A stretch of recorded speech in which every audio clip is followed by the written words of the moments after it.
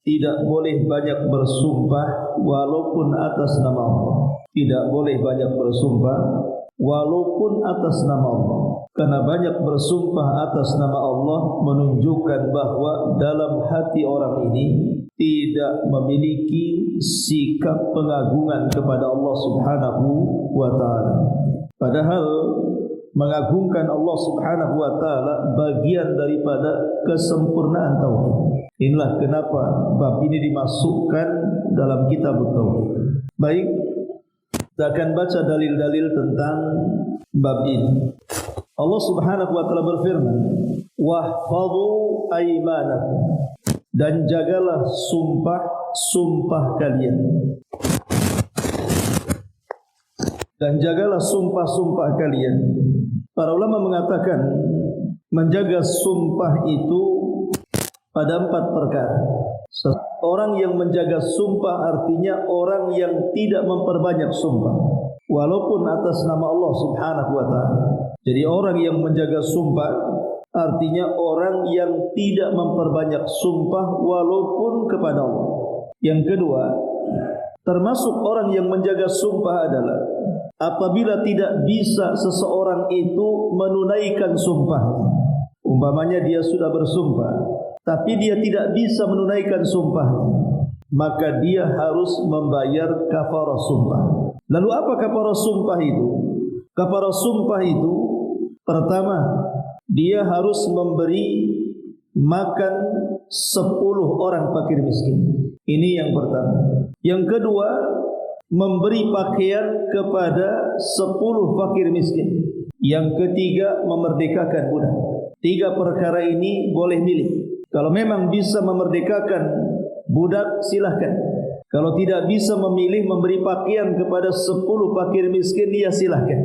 Kalau tidak bisa, ia memberi makan 10 fakir miskin, silahkan juga. Artinya 3 perkara ini boleh milih. Baru yang terakhir, kalau tidak mampu 3-tiganya, baru berpuasa 3 hari sebagai puasa kafarah sumpah. Berpuasa 3 hari. Dan tidak boleh berpuasa 3 hari kalau dia sanggup melaksanakan yang 3 perkara tadi. Puasa ini kalau tidak sanggup, baru puasa. Kalau sanggup kemudian berpuasa, maka tidak sah kafarah. Ini yang kedua. Yang dimaksud menjaga sumpah itu, kalau dia tidak bisa menunaikan sumpahnya, harus membayar kafarah. Kemudian yang ketiga, orang yang menjaga sumpahnya artinya orang yang iltizam dengan sumpahnya. Artinya tidak mengkhianati sumpah. Kalau dia sudah bersumpah iya, maka iya. Kalau sudah bersumpah tidak, maka tidak. Seorang yang menjaga sumpah harus komitmen. Jangan sampai berkhianat dengan sumpah. Dan yang terakhir termasuk menjaga sumpah adalah tidak bersumpah kecuali kepada Allah Subhanahu wa ta'ala. Karena bersumpah kepada selain Allah adalah kesyirikan. Inilah 4 perkara makna daripada wahfadhu aymanakum, dan jagalah sumpah-sumpah kalian. Nabi SAW bersabda dari hadis Abu Hurairah radhiyallahu anhu, "Sami'tu Nabiy sallallahu alaihi wasallam yaqul, al-hilfu manfaqatun lisil'ati mamhaqatan lil kasbi." Al-hilfu manfaqatun lisal'i mamhaqatun lil kasbi. Sumpah ini dapat melariskan dagangan, namun juga dapat menghancurkan usaha. Dalil yang kedua dalam bab ini, Nabi mengatakan al-hilfu manfaqatun lisil'ati. Sumpah itu dapat melariskan dagangan, akan tetapi mamhaqatun lil kasbi, tapi juga bisa menghancurkan usahanya. Apa maksudnya hadis ini? Orang kalau banyak bersumpah walaupun atas nama Allah Subhanahu wa ta'ala, bagi para penjual yang menjual dagangan di pasar, itu membuat orang yakin bahwa dagangannya itu memang harus dibeli atau perlu dibeli, menarik orang untuk membeli dagangannya. Karena biasanya kalau orang siap bersumpah, oh demi Allah ini barang bagus, Demi Allah dari sana sekian, aku hanya mengambil untung sekian. Oh demi Allah. Pokoknya kalau dia terus mengatakan demi Allah, terkadang banyak manusia yang percaya. Akhirnya kemudian laris dagangannya. Tapi ingat, sebenarnya juga mamhaqatun lil kasbi, bisa menghancurkan usaha. Karena lama-lama orang yang banyak sumpah ini juga orang enggak yakin. Apalagi orang sudah tahu wataknya dia banyak bersumpah, lama-lama enggak percaya lagi. Ma'asyiral muslimin yang dimuliakan Allah Subhanahu wa taala. Kemudian hadis ini diperkuat dengan hadis yang diriwayatkan Salman. Hadis berikutnya Nabi sallallahu alaihi wasallam bersabda, "Salasatun la yukallimuhumullah wa la yuzakkihim wa lahum adzabun alim.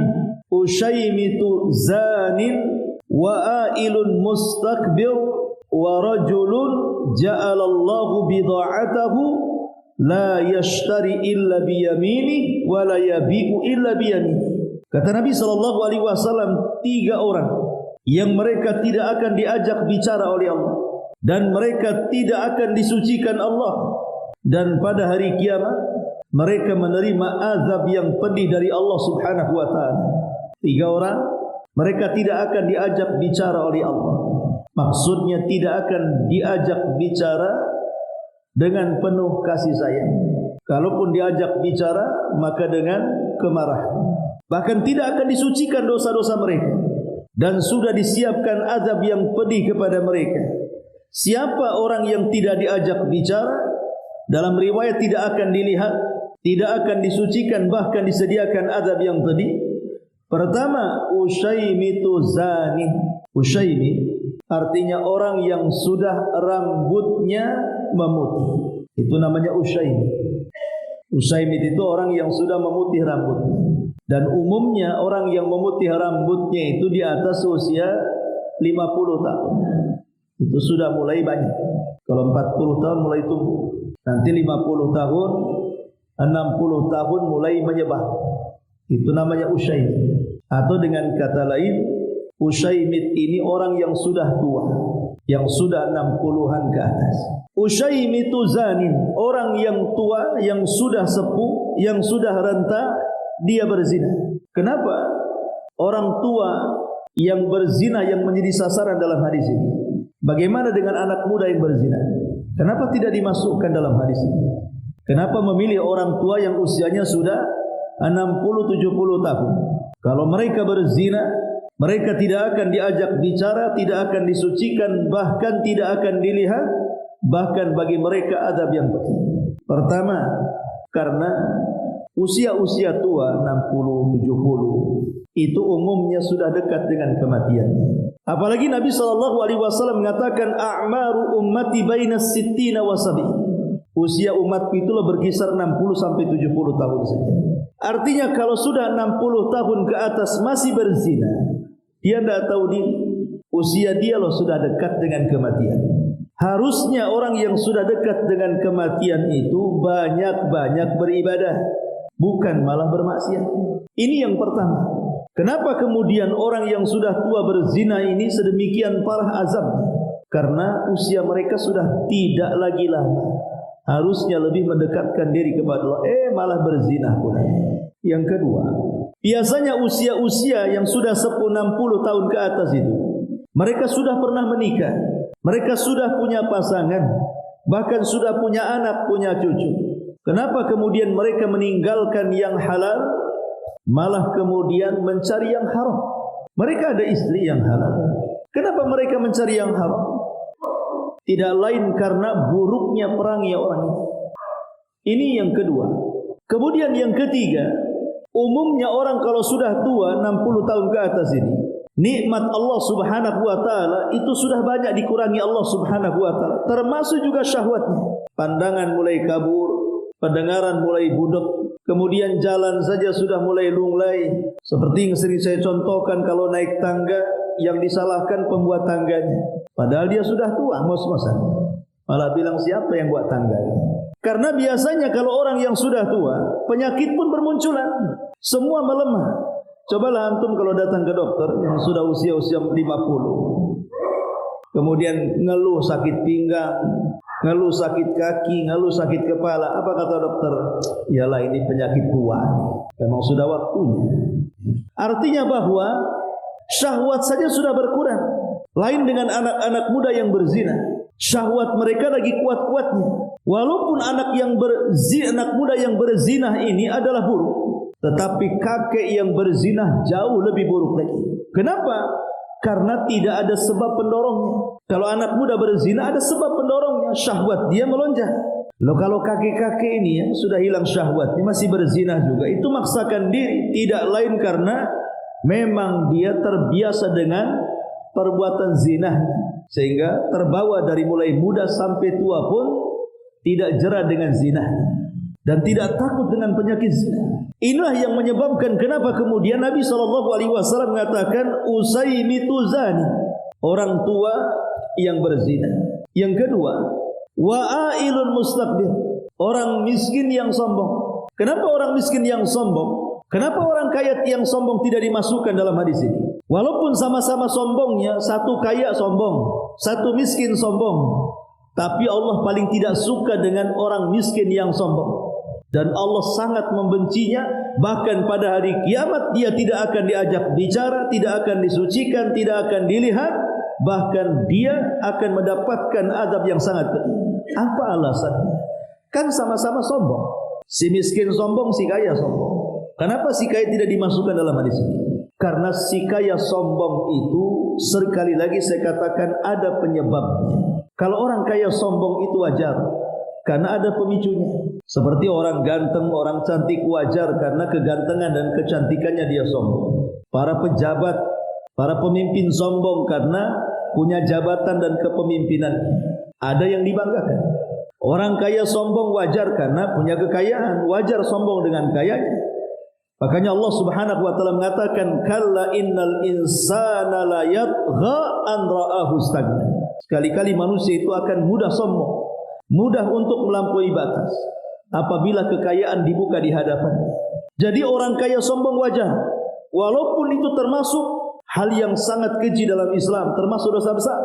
Tetapi orang miskin sombong ini jauh lebih tidak wajar. Kenapa? Karena tidak ada mendorong orang miskin itu untuk sombong. Kira-kira orang miskin apa yang disombongkan? Harta tak punya, mau nyombongkan dengan harta pun tak bisa. Pangkat jabatan dan kedudukan pun tak punya, mau menyombongkan dengan pangkat jabatan dari mana? Ketampanan, kecantikan, orang miskin itu loh tidak bisa merawat badan. Bahkan orang miskin itu biasanya usia 20 tahun kayak 40. Kalau orang kaya terbalik, usia 40 kayak 20. Karena perawatan, kadang-kadang kemudian operasi plastik kan gitu ya, operasi wajah, skincare apa itu namanya kalau ibu-ibu. Artinya bahwa orang miskin itu loh apa yang mau disombongkan? Kenapa dia sombong? Miskin kok sombong? Makanya Allah tidak suka. Harusnya orang miskin itu tawadu, tahu diri bahwa dia miskin. Harusnya orang miskin itu punya cita-cita, biarlah dia miskin di dunia tapi jangan pula sampai ke akhirat. Miskin dunia sesaat, paling tinggi kematian, tapi setelah mati dia senang. Tapi terkadang ada orang miskin yang tak tahu diri, sudah miskin di dunia, di akhirat tak masuk neraka. Itu kan kuadrat dosanya. Makanya di sini dicela. Wa'ilun mustaqbil. Kemudian yang ketiga di sini syahidnya. Wa rajulun ja'alallah bidha'atahu la yashtari illa biyaminih wa la yabi illa biyaminih. Yang ketiga, dan orang yang menjadikan Allah sebagai barang dagangannya, ia tidak membeli atau menjual kecuali dengan bersumpah. Jadi biar laris dia jual nama Allah. Kan ini menghina Allah Subhanahu wa taala, merendahkan Allah Subhanahu wa taala, merendahkan zat yang dijadikan sumpah. Untuk melariskan dagang, dia jual nama Allah Subhanahu wa taala. Maka mereka tidak akan diajak bicara, tidak akan disucikan, bahkan bagi mereka azab yang sangat pedih.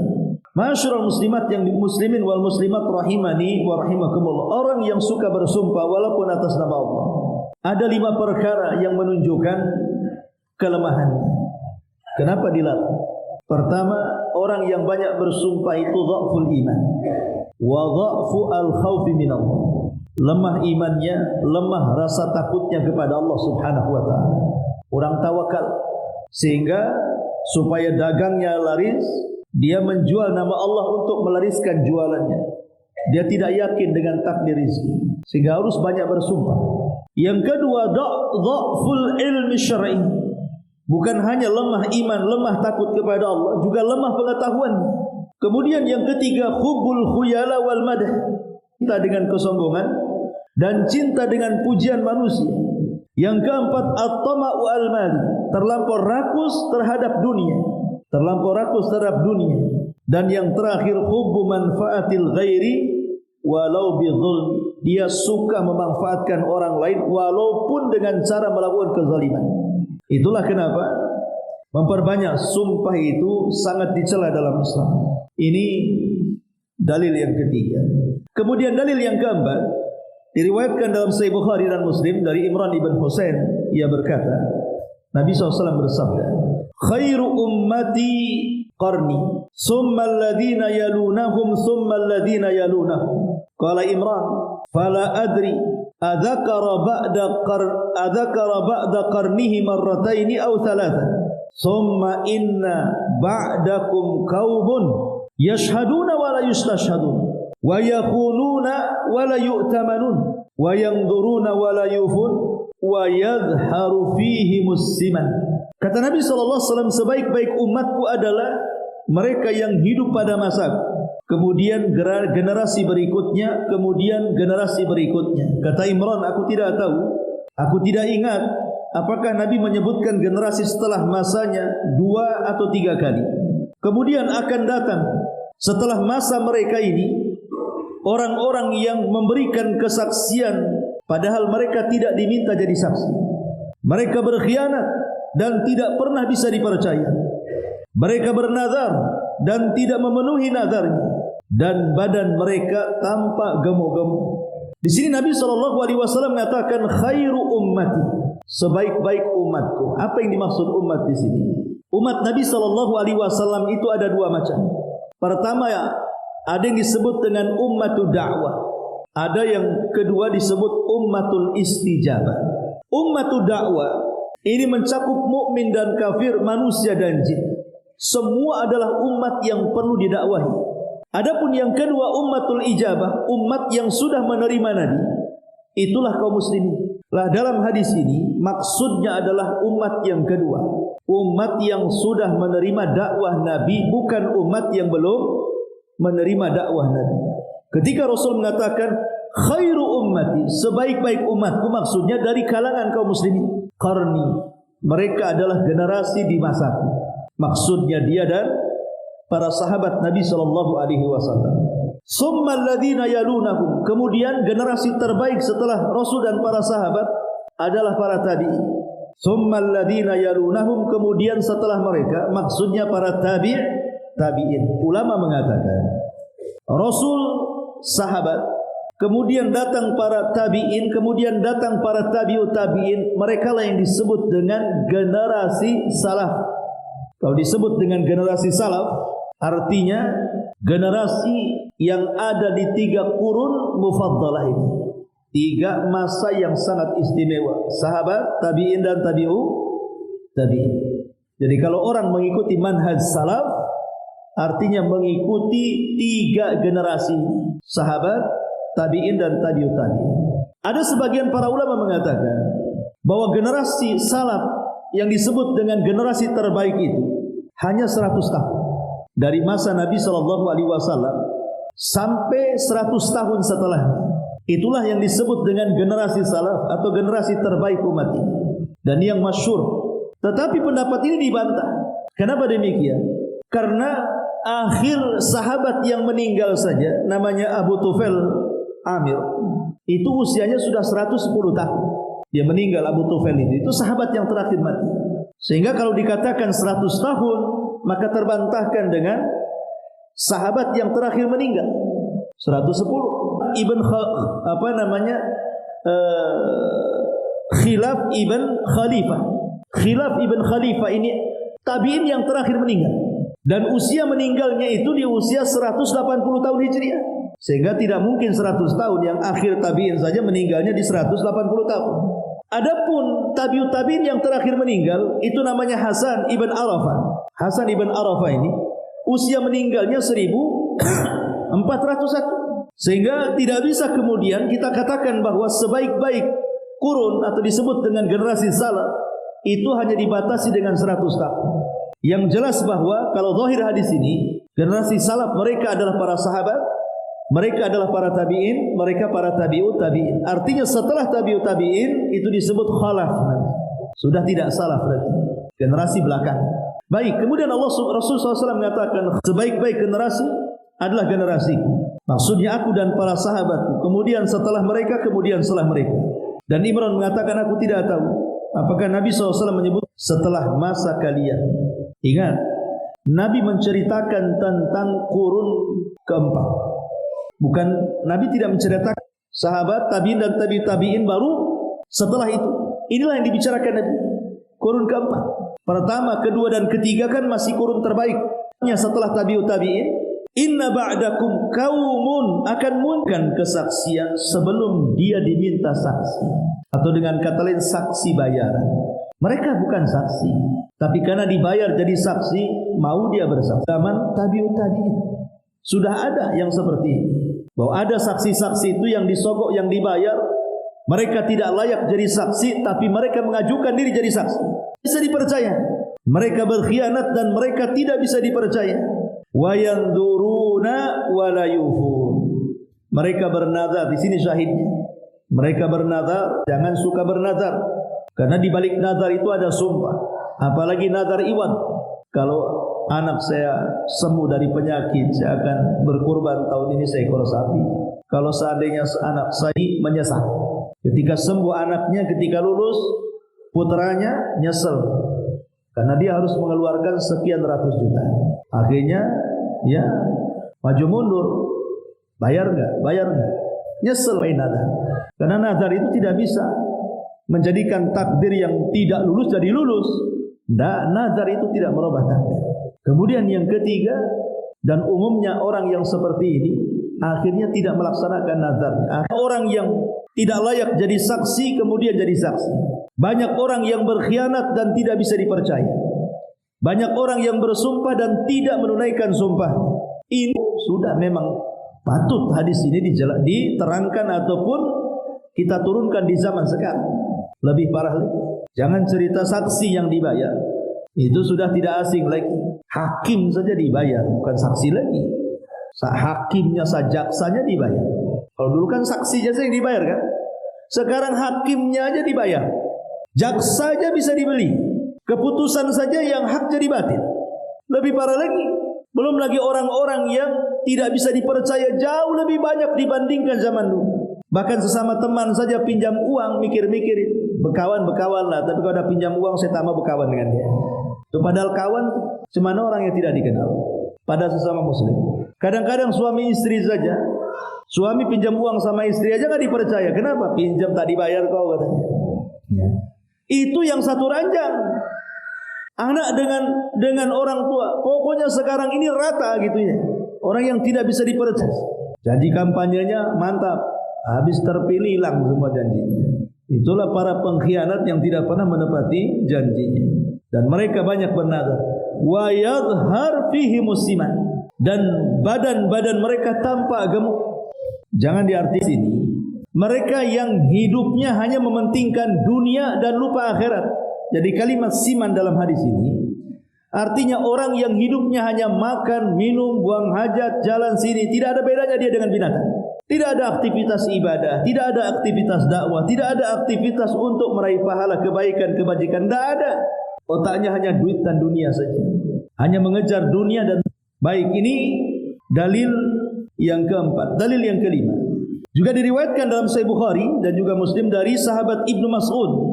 Nabi SAW bersabda, khairun nasi qarni, thumma alladhina yalunahum, thumma alladhina yalunahum. Sebaik-baik manusia adalah mereka yang hidup pada masa. Kemudian generasi yang datang berikutnya. Kemudian generasi yang datang berikutnya. Thumma ji'a qaumun yasbiku syahadatu ahadihim yaminahu wa yaminuhu syahadatahu. Kemudian akan datang orang-orang di mana di antara mereka kesaksiannya mendahului sumpahnya dan sumpahnya mendahului kesaksiannya. Rasul ingin mengatakan, antara sumpah dan kesaksian itu enggak ada gunanya karena semuanya dusta. Dan ini sudah banyak yang seperti ini. Banyak orang-orang yang ketika dalam sebuah momen dia siap jadi saksi, seperti dalam pernikahan jadi saksi. Itu sudah biasa di tengah-tengah masyarakat, apalagi di persidangan pengadilan-pengadilan. Namanya saksi ini kadang-kadang asal bersaksi saja, padahal sudah bersumpah dia berani dusta dengan sumpahnya.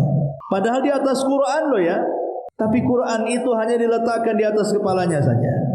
Kalau sudah seperti ini, maka kaum ini lambat laun akan rusak. Kemudian Ibrahim ibn An-Nakhai mengatakan, kanu yadribunana ala syahadati wal ahdi wa nahnu sigharun. Kata Ibrahim An-Nakhai, mereka memukuli kami karena kesaksian. Dia mengatakan orang-orang tua kami memukuli kami karena kesaksian atau sumpah yang kami lakukan ketika kami masih kecil. Mereka mengajari jangan banyak bersaksi dan jangan banyak bersumpah karena madaratnya banyak bersumpah itu. Dijelaskan oleh para ulama kenapa banyak bersumpah itu sangat dilarang yang disumpahinya. Bisa merendahkan zat yang disumpahinya. Maksudnya siapa? Allah Subhanahu wa ta'ala. Kalau kita banyak bersumpah, hakikatnya kita sedang merendahkan Allah Subhanahu wa ta'ala. Seolah-olah nama Allah bisa dijual kemana-mana. Yang kedua, mengurangi tauhid. Karena dia tidak mengagungkan Allah Subhanahu wa ta'ala. Enteng saja dia bersumpah. Kemudian yang ketiga, mengurangi iman. Karena bagaimanapun orang ini tidak takut dengan kedustaan. Apalagi kalau seandainya dia berani bersumpah atas nama Allah demi kedustaan. Ini bahayanya lebih lagi. Sumpahnya benar atas nama Allah, tapi untuk berdusta, hati-hati jangan berdusta. Fa innal kadhiba yahdi ilal fujur wal fujur yahdi ilan nar. Karena dusta itu mengarah kepada keburukan dan keburukan itu pasti akan mengarah ke neraka. Yang kedua, mengambil hak orang lain dengan cara batil. Pamannya orang berjualan, jelas ini barang palsu, dia sumpah demi Allah ini asli, akhirnya dibeli, padahal palsu. Berarti dia mengambil keuntungan yang tidak halal. Yang ketiga, dia tidak mengagungkan Allah. Kenapa? Menjual Allah untuk kedustaan. Jadi lipat ganda lagi itu masalahnya tuh, dosanya ini. Dan yang keempat, dia terlampau banyak bersumpah. Seandainya banyak bersumpah untuk kejujuran saja dilarang, macam mana banyak bersumpah untuk sebuah kedustaan? Makin dilarang. Maka di sini ikhwatu fillah muliakan Allah Subhanahu wa taala harus dipahami. Baik kita sedikit melebarkan tentang seputar sumpah ini untuk membawa wawasan kita seputar sumpah ini. Ma'asyiral muslimin wal muslimat rahimakumullah. Pertama, sumpah secara syar'i artinya taukidus syai'i bi dzikri ismin min asma'illahi aw sifatin min sifatihi ala wajhin makhsus. Sumpah secara syar'i itu artinya menguatkan sesuatu. Sesuatu ini lemah, saya ingin kuatkan. Dengan cara apa? Menyebut nama Allah atau menyebut nama-namanya atau menyebut sifat-sifatnya ala wajhin makhsus, dalam bentuk yang dikhususkan. Kemudian sumpah ini tetap dalam Quran dan Sunnah, karena Allah sendiri banyak bersumpah dalam Quran. Seperti Allah mengatakan wasyamsi wadduhaha wal qamari idza talaha wadduha wal laili idza saja. Kan sumpah oleh Allah kecuali makhluk itu sangat istimewa di hadapan Allah. Dan Allah sekehendaknya saat bersumpah dengan makhluk. Tapi makhluk tidak boleh bersumpah kecuali kepada Allah. Begitu juga Nabi SAW suka bersumpah. Walladhi nafsi biyadih, kata Rasul. Walladhi nafsi biyadih. Sering Rasul mengucapkan kalimat. Dan itu betul sumpah. Atau para sahabat. Walladhi nafsi ibni Umar biyadih. Ibnu Umar pernah bersumpah. Demi zat yang jiwa Ibnu Umar di tangannya. Artinya Allah juga bersumpah dalam Quran. Rasul juga bersumpah. Para sahabat juga bersumpah. Secara nas bahwa bersumpah itu boleh. Allah Subhanahu wa ta'ala. Karena bersumpah kepada selain Allah kesyirikan. Man halafa bi ghairillahi faqad asyrak. Siapapun yang bersumpah kepada selain Allah maka dia telah menyekutukan Allah Subhanahu wa ta'ala. Sampai Abdullah bin Mas'ud mengatakan, aku kalau bersumpah atas nama Allah demi kedustaan jauh lebih ku sukai dibandingkan orang bersumpah kepada selain Allah tapi untuk sebuah kejujuran. Kata Abdullah bin Mas'ud. Dia mengatakan kalau ada orang bersumpah Yang satu atas nama Allah, tapi untuk sebuah kedustaan. Yang satu atas nama, dia bersumpah kepada Allah walaupun dusta, dibandingkan bersumpah kepada selain Allah walaupun dia jujur. Kenapa? Karena dosa syirik tidak sebanding dengan dosanya dusta. Dosa syirik sama Allah demi kedustaan lebih aku sukai dibandingkan berdusta kepada selain untuk kejujuran. Kenapa? Karena berdusta kepada selain Allah untuk kejujuran dosanya jauh lebih besar dibandingkan berdusta atas nama Allah demi kedustaan. Kemudian juga ikhwatu fillah menyatakan Allah Subhanahu wa taala yang bagi lil muslim. Allah taala alam. Assalamualaikum warahmatullahi wabarakatuh.